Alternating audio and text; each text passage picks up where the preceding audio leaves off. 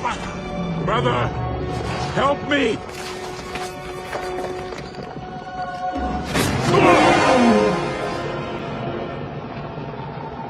Long live the king. What you all just witnessed was an absolute atrocity. Yes, this is real. Yes, this is war. Yes, this is a direct attack. And we're about to get into it. We're going to get into all of it. I'm going to explain all of the logic behind it. I'm going to explain some lore from the past series. We're even going to talk about some Path of Radiance game mechanics. This video is going to be a long one. That's why the entire video is going to be timestamped, so you can jump around to the very specific things that you might want to listen to. But I would encourage you to go through all of it. These videos don't get much views, but I'm very passionate about them, so I hope you guys share them around to any of your friends that you think might enjoy it. Give it a like, leave a comment, click that little hype button at the bottom, whatever the hell it does. They help me and they help us get this series out and exposed to the world that is very Fire Emblem-less currently. So let's get into the video. Let's talk about what just happened in this stream that I'm still pretty heated and mad about. There does come a time in every person's life where they have to make decisions, and tough decisions. Do they choose the path of righteousness, or do they choose the path of darkness, one that they can't back out of once they go down? In today's episode, one of us has chosen that path. And depending on how closely you've been following this series, this actually might not surprise you. Welcome back to episode 2 of the Fire Emblem Path of Radiance co-op recaps. Last episode was mostly set up for today. We kind of knew that this little simmer was gonna come to a boiling point and shit was about to get real, and today it does. We have some actual excitement, and as usual, be sure to check out our streams on SpeedyHawk's channel. The next one is today, Friday, 9 p.m. EST, if you weren't aware. Just keep his channel open on your sidebar, your tab, set a reminder. It is going to be fire, I guarantee you. Drop in, come say hi, type "You Killed Raven" in the chat. I'll know it's you and I will give you a personal thank you. Anyways, let's start off with Chapter 7. What happens in Chapter 7? Well, it is going to be an astronomical change because Jae gets control of Ike again, and he actually gets his first recruitable unit in Mia. Congratulations, Jae. Round of applause. Naturally, we also have the return of the infamous Greedy Hawk. He starts off the chapter strong and immediately rushes towards a chest with absolutely nothing useful in it, other than the fact that it's shiny and it glows and he wants it. This has two impacts on the chapter. For one, it causes us to struggle immensely, and we're pincered by enemies from both sides. As Jae and I try to really figure out how we're gonna position, we end up actually hitting the Titania button for help because we got left out to dry. And two, it actually triggers Gatry and Shannon to come back in, and a bunch more reinforcements down at the bottom and the top left corner that now we have to deal with. And I only have Shannon up in that room up there because Speedy took all the weapons off of Gatry and gave them to Oscar. This chapter is also time to explain the Sabotage Plan that I had at the end of the last episode. Well, actually, it's very simple. You see, in Fire Emblem co-op, your units either live and prosper, or they die a horrible death and you lose a bunch of points. 25 points for deaths in this run, for example. Given that your party isn't huge and you don't really want to depend on your other quote-unquote allies, having some sustainability is generally a good idea. We saw that with Jae's staff dominance in the past, and we see that with really tanky units who are self-sustainable. So that's what my sabotage is going towards. In Chapter 1, Speedy picked up a Seraph robe, and Oscar has been holding that since then. For the last 6 chapters, it's been unused. There's no doubt in my mind that he's holding it for one of his squishier units, like Ileana, for example, who's a personal favorite of his, or maybe even Rolf, since we're trying to go for the bow triangle attack. But I have a very squishy unit called Soren, and he would benefit greatly from the Seraph robe. So I decided that if I was gonna sabotage anything, it might as well be that to give him some added bulk, I would take it.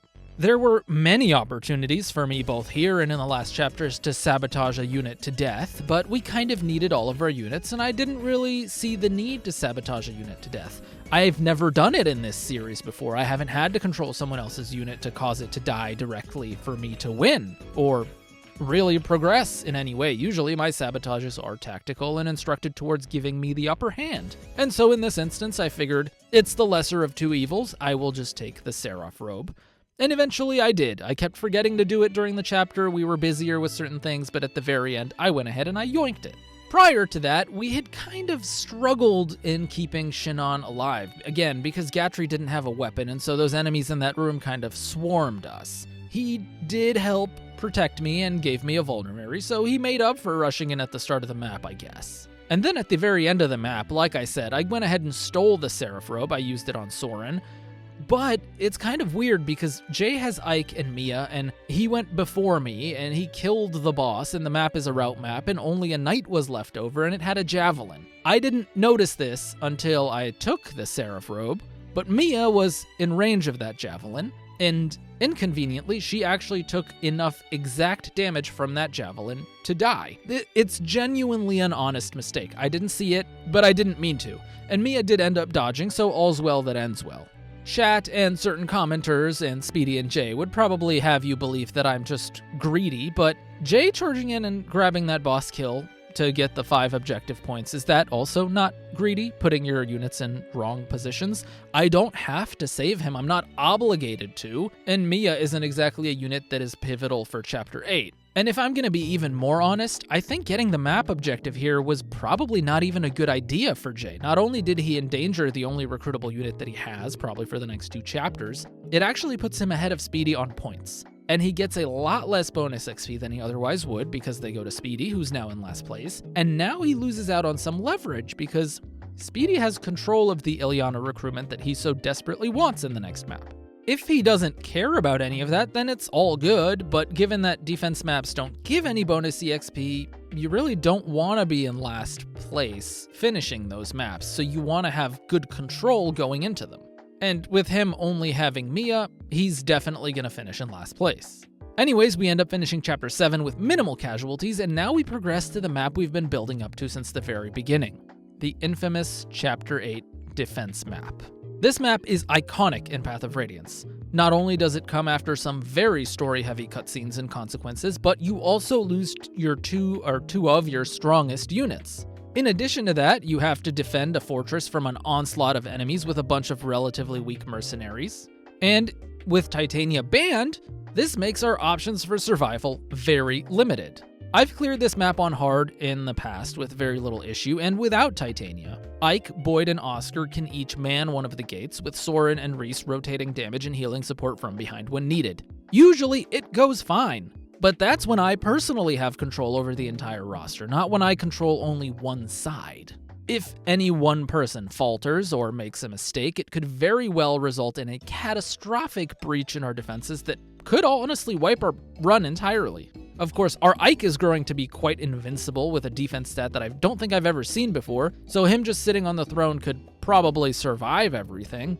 But that would mean we'd have almost no army to play with for quite a while, and the run might get quite dull. Or maybe that's entertaining. Who knows? In any case, we quickly divide the roles between us. Since Jay only has Mia at this point, and he's now in second place, he basically gets to sit back and do nothing for the entire chapter. Congratulations. This is the second defend chapter where he's been in this position, ironically, which is kind of funny. In any case, I take the right-hand side with my trifecta. Speedy sends Ike left towards Ilyana, go figure, and Oscar to hold the south. Now, Ike on his own can't really destroy the left side and recruit Ilyana in time. It's just not doable. Our Ike is fantastic and very strong, but a sword unit just can't hack through armor knights, let alone multiple of them on his own, at least without an armor slayer. Our Regal Blade is pretty much all used up, it's got one use left, and Jay has the armor slayer. And one thing that I still don't quite understand to this day is, why would he just give it to Speedy to recruit Ilyana basically for free here? I understand we're cooperating to clear the chapter, and we want to continue the run, but we can do that without Ilyana being recruited and with Ike just holding that side. What does Jay have to gain here in just basically giving Speedy a free unit recruitment? Looking at the roster, Jay has absolutely no reliance on Speedy. He has 3 units that are Ike dependent in Marcia, Jill, and Taronio, and the way things are going in this chapter, he will most certainly have Ike to recruit Marcia in the next one. Even if he doesn't, both Marcia and Jill literally beeline towards Ike, talk to him, and auto-recruit themselves. And there's absolutely nothing you can do about it to stop it. So even if Speedy did have Ike in the next chapter, odds are they're going to be recruited regardless. Taronio is a red unit, but I don't know if Jae would even want him at that point, given how much flyer dominance he has. And next chapter, he gets a healer. So why? Is this some kind of, hey, remember that time I helped you so you can't sabotage me kind of deal? Or is there something else going on that I'm just missing? Maybe this was Jae paying Speedy back for talking to Marcia at the end of chapter 3 and Jae being convinced that that was enough for him to help recruit Ilyana? I don't know. Maybe all of you can help me understand this, because if I was in that position, I'd make sure I got something valuable back out of that exchange. A unit recruitment has the power to change an entire run. It's nothing to look down at. Anyways, that's my monologue for this chapter taken care of. Let's visit the south side of the map where Oscar is chilling. Him and the aptly named Ass Blaster seem to be hanging in quite well against all those enemies. There's, for some reason, a red gem priest that I didn't know existed, but for some reason, Oscar's having an impossible time killing this dude. But other than that, the south side was entirely unremarkable and unexciting, and Speedy actually got a couple of good level ups on Oscar here that might have brought him back to close to his average stats. The excitement for this chapter, however, was unfortunately entirely on my end of the map. You see, the east side is generally the most difficult side to hold. It has 2 mages that move if you're in range, an archer with a steel bow, an archer with a longbow, and 4 armor knights. And you've got yourself quite a slog to get through with that group. And if that wasn't bad enough, there's also a priest backing them up for some healing. In addition to that, I don't have a Canto unit to let me attack and get back into position, so I have to be very careful with what I do. Luckily, Boyd is tanky enough to withstand everything, and it's more so a matter of biding my timing, healing with Reese, and picking off who I can with Soren at the right time. I'm over here minding my own business when all of a sudden, Speedy yells out, "Sabotage!" He kind of grabs Boyd and he teases moving Boyd all the way to the left side of the map and opening that right side entirely. It doesn't really make sense, because if he did that, he'd just be wasting his sabotage, and I told him I'm just going to move Reese and Soren away, and I'll just open the floodgates. I don't care. Jae then steps in and says, "Do it. I'll sabotage, and I'll block the square with Soren." Now, that combo of sabotages would probably be lethal for at least one of, if not both of my squishy units. And it would let me keep my best unit in Boyd, but losing 50 points here and going to last place by a lot isn't exactly something I would enjoy. They ended up not doing it, but boy do I love being the potential target of a double sabotage for multiple unit deaths when the worst thing I've done this run is steal a Seraph robe from Speedy. I don't even know what I've done to Jae. Otherwise, I've really been very nice by my standards up to this point, even when I did have multiple opportunities to sabotage kills on Oscar and even Mia up to this point if I wanted to. Either way, it's a moot point because they end up not using their sabotage ideas here and leaving me to my own devices. But for whatever reason, I end up having a severe lapse in judgment here and making a massive blunder. I usually don't make mistakes like this, and I don't think I have in this series so far, but for some reason, somehow, I decided to heal Soren with a vulnerary that he has, and then heal Boyd with Reese, and attack the archer with a hand axe from distance that doesn't kill. This completely leaves a 2 HP armor knight alive, and doesn't remove anything off the board this chapter to get through the enemies that we have stacked against us. So I looked back at the footage, and Soren could have easily and safely killed the armor knight, Reese could have then healed Boyd to full HP, and then Boyd can move 1 square to the right to kill the archer with an iron axe, completely removing not 1 but 2 threats on the map, and keeping everyone safe and secure. Instead, what happens is I now allow this armor knight to invoke healing AI and run off, opening that space in front of Boyd, and then not 1, but both archers to be in attacking range of Reese. I don't think I need to tell you what comes next. The result was absolutely catastrophic, and I completely lost my healer, Reese is dead, and it is completely my fault. This isn't the first time I've lost units in FE co-op, but it is, I think, the first time I've lost a unit because of a complete misplay on my end, and it's going to cost me dearly.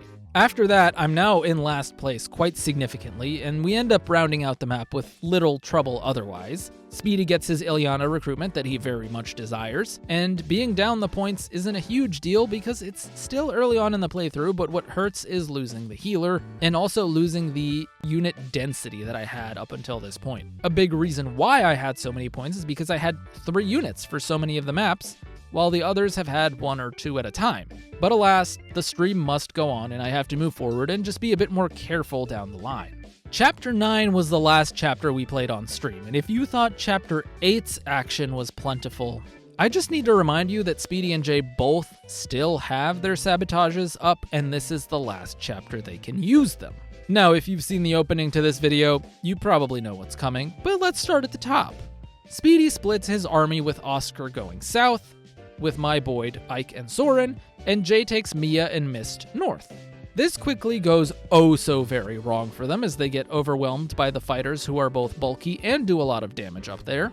Jay ends up starting to retreat since he doesn't one-round a half-dead fighter with Mia and doesn't want to risk a death here, which is fair enough. I mean, a 47% hit rate, it could hit, and if it does twice, then Mia dies, and he doesn't want to lose that, so I agree with that. But Speedy, who can kill with Ilyana, for whatever reason, debates on whether or not to attack from distance or close up. Like, why are we even doing the damage check from 1 tile away? I really don't understand. Eventually, he somehow misclicks. He starts by checking damage from close by, then he goes from far away, and then he cancels out of that and goes by close, and he says he triple clicks by accident and ends up attacking the fighter from close range. Ilyana gets absolutely chunked by the steel axe, though she doesn't get one shot, and now we have a nearly dead mage on our hands, and she's in range of the next fighter. Scrambling to save her, eventually I realize that Rolf will actually be able to tank a hit, and I tell Speedy to have him body block for her, which is true, and he does, and I think we're out of the worst of it here, but no!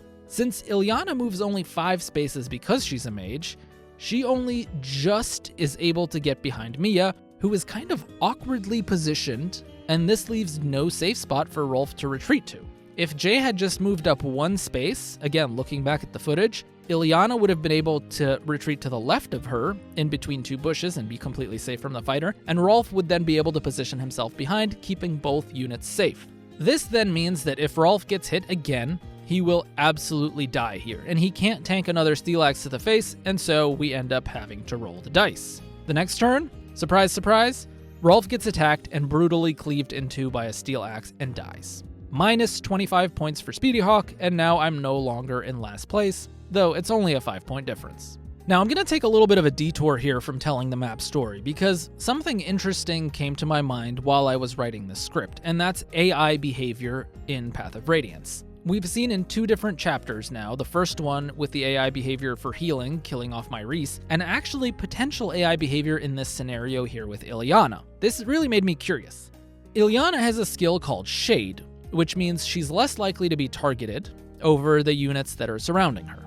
I did a little bit of research on the internet, which we know is not entirely accurate, and I didn't do any testing on my own, so I can't 100% confirm this, but from what I can deduce, and please correct me if I'm wrong in the comments below, it seems like AI in this game has 3 or 4 general priority rules. The first one at the top seems to be healing AI, which seems to be what the enemies will prioritize if they're near death, like somewhere under 40 or 30% or so.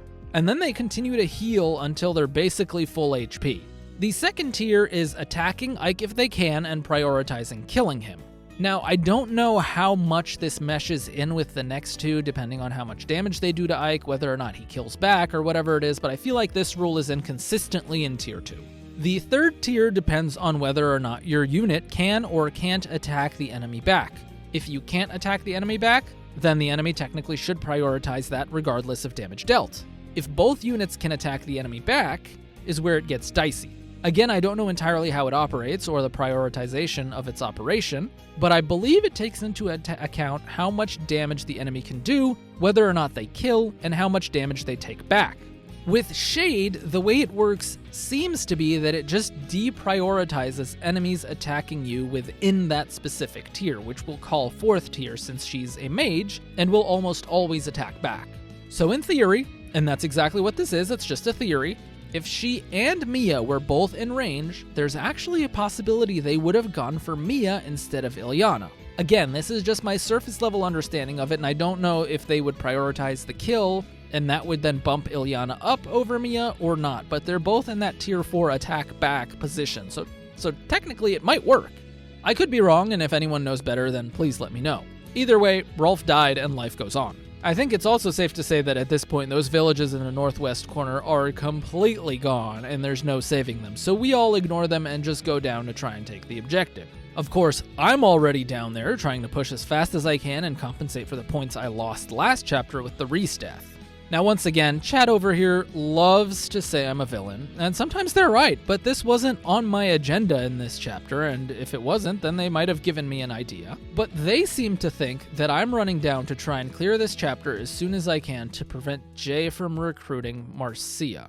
The last thing on my mind was trying to prevent Jae from recruiting Marcia because I think she's just an auto-recruit, and by the time I kill the boss, she's got 8 moves. She's going to talk to me before the boss goes down. It's inevitable at this point. What I actually wanted was the arm scroll that the boss has to give Soren an extra staff level so he's not stuck using heal if he promotes. Either way, this is where I somewhat make another blunder. It's like a half blunder, and I'll explain why. I moved Boyd pretty far into the southwest corner thinking I'm safe, but apparently there's a reinforcement spawn trigger down there, so now I have 4 mercenaries and 2 archers right in front of me, and Boyd at about 80% health. Of course, Speedy, with his blood-stained hands from the Rolf death, the stench of war filling his nostrils, eyes red with rage, invokes his sabotage, takes control of my Boyd, and flings him into the center of a swarming horde of mercenaries. This was brutal. This was ruthless. This is an addition to the many war crimes of SpeedyHawk. This doesn't really come as a surprise to me. It's the smart move to make here to cripple an opponent, but I'm in last place. It is my best unit, and it does set me back quite a bit, but Boyd wasn't nearly even growing super well just yet, and this makes Speedy a definite enemy for this run. He does declare that he's going on a complete villain arc this time, and that he's just going to accept it. So I say, okay, bring it on. Let's do it. If this is the Speedy villain arc, he's gonna show me what he's got. Jae also uses his sabotage on me soon after, but it's to use Ike to talk to Marcia, which is respectable. I can get behind that. It's a good quality sabotage that benefits him without doing much harm. But this little instance of sabotages gives me the opportunity to go on yet another little tangent and talk about the history of unit deaths caused by other players in this series. I'm about to bring out the receipts. I'm going to skip the FE6 co-op because it went so poorly that we never really had the chance to actually play against each other. This mainly started in FE7. The very first blood in terms of directly killed units or unit deaths involving player control was done by none other than SpeedyHawk. He killed Raven in cold blood with Marcus equipped with a silver lance on his join chapter. By association, this also completely removes Lucius from my roster of units, and anyone who knows me and knows the channel lore knows how much Lucius is a favorite for me in FE7. He then strikes again by killing Heath, once again with Marcus in his join chapter, and for some reason, he let me keep Legault in Dragon's Gate, but did attack him once in his join chapter as well. But if a unit doesn't die, it doesn't count, so I won't hold that one against him. Jae did nothing evil in FE7 at all. I did a lot of questionable things in FE7, but it was mostly planning and test runs with the ROM. I didn't actually directly kill any units. If we want to talk about indirect kills, I blocked the door for a few turns in Battle Before Dawn, which unfortunately meant we couldn't get down to Zephiel in time to keep him safe. I was rushing Sane down the other side to try and get into that room. Rest assured, I didn't want the game over. It wasn't what I wanted, because the game over condition in this chapter if Zephiel dies is that we all roll a random unit to be killed off, and you can guarantee that that was not my objective. I definitely didn't want to lose the only 1 or 2 viable units I had left in that run. And I'd like to think even if we opened that door, I doubt we would have gotten there in time. Jae says he had a physics staff, but honestly the number of units in that room was more than enough to one-round him before we could heal. And that's just the facts. If you really want me to take responsibility for that specific door block, I will. The second door block only lasted for a turn, and Jafar died on turn 1, and Zephiel was going to die way before anyone got to him, so I'm not taking the blame for that one. That one was just RNG. Either way, it lost us 3 units. I lost Legault, who had honestly been a very valuable unit for me in this run. Speedy lost Fiora, an excellent unit of his, and Jae lost Louise, who was also quite good since she has an A support with Pent, who he also had at the time. Once again, these are not direct kills, but if you want to put the blood of one of Speedy's units and one of Jae's units on my hands, then so be it. We still have a whole nother run to talk about. The tally at this point is Speedy, 3 kills, all my units, me, 2 kills, 1 unit of Speedy's and 1 unit of Jae's, and Jae, 0 kills. Clean. Now we move on to the Sacred Stones run. This run has us getting 3 sabotages each, with a lot more potential for death and chaos, and they were definitely used. But let's start with direct kills. This time, I drew first blood, and took a huge risk to kill Joshua, who was Speedy's unit, which I thought was justified revenge for all of the units he killed in the last run. A couple chapters later, Jae used a sabotage on me to get my loot killed. We can call that justified revenge for Louise if you so desire, but this is a direct kill on me targeted versus my previously indirect door block that was a random removal. If that wasn't enough, Jae then strikes back another few chapters later and uses a second sabotage to kill off my Kyle directly in cold blood, completely unprovoked. I, of course, immediately attempted to get revenge on Jae for this with a sabotage to kill Tana, but that failed miserably and resulted in probably the most iconic clip in this co-op series to date. But like I said, the unit didn't die, so it doesn't count. After that, I killed Marissa, more revenge again for what Speedy did to my roster in FE7, followed by Cormag, again, eye for an eye. Speedy directly killed 3 of mine in FE7, and I took 3 of his in Sacred Stones. Keep in mind, I still have not directly used any of my sabotages to kill units. I've only killed red units. Of course, once I sabotage killed Cormag, Speedy then sabotaged my Colm with an added attempt on the life of Tethys as well. She ended up surviving, but Colm didn't, and that was the end of the murder in FE8. Let's look at the tally now. Speedy is responsible for 4 direct deaths. All of them are my units. I'm now responsible for 3 total direct deaths, all of them Speedy's units, so he actually has a net positive on me still. And if you really want to count the 2 indirect deaths, then you can add 1 for each Speedy and Jae. And now Jae is on the board, responsible for 2 direct deaths, both of them my units. This brings us to our current tally, where Speedy has just added 1 more direct death to his tally with Boyd. He now has 5. The visuals have been slowly accumulating on the screen for you to see, but this shows a pretty interesting pattern. Between Speedy and Jae, they have only ever killed my units, a total of 7 times directly, with them never targeting the other person. Speedy being the greatest offender with 5, but Jae is no saint either, and his kills towards me outnumber the 1 indirect kill I have on Louise towards him. Speedy, he just has too much blood on his hands, and it's all my blood. Looking at this, the data just doesn't lie. When something becomes a consistent pattern, it's no longer coincidence. I know not many people watch these videos, and very few people will probably make it this far in, but if you're still listening, do let me know what your honest thoughts are below. Speedy loves to justify this by saying it's in retaliation for the Angelic Robe block in FE7, but that was a 2-person thing. Jae and I did it together. Jae's Florina was the one who sat on the chest. So why am I being punished solely for it? Killing off a unit for stealing a stat booster is definitely excessive use of violence. You can steal a stat booster back. I'm not going to stand for this, and it will be remembered. Anyways, this video is getting quite long since we went deep into game mechanic analysis and even series lore, so I'll round it out quick enough so I don't take up much of your time. Tank Ike ends up whittling the boss down, and in an act of desperation, Speedy attacks the boss with Ilyana. I don't know if he really thought this through, since on enemy phase, the boss would heal and be in range of Ilyana, but also be able to double and kill her. Luckily for him, divine blessing from above, he crit on player phase, and RNG saved his ass from another death. That's the end of the chapter. I am deeply in last place with 36 points. Jae is in first with 55 points, and Speedy in a very close second with 50 points. At this point, I only have Soren as a viable unit, but next chapter I'll get Leith and control of Ike, so it's something, I guess. This next week will be crucial do or die for my run, so come to the stream today, 9 p.m. EST, to see how it unfolds. Otherwise, that'll be a story for next week. So catch me, same time next week, to hear how things unfolded. See you all in another video very soon. Peace.